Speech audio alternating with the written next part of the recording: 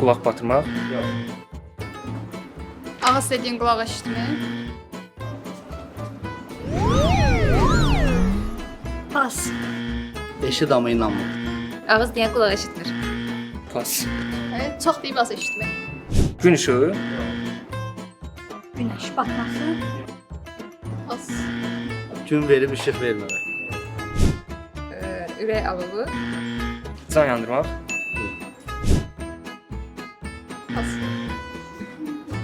Pas. Yaşıl quş. Quş yaşı.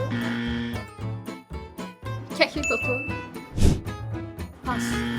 Qorxulu ev. Evdə xəc.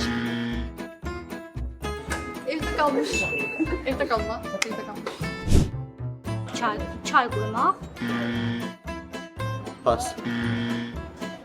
Lampa yandırmaq. Pas. Çıraq söndürmək. Fil qulağında yatmaq. Ağlı göydə, ağlı buludlarda, ağlı havada olmaq.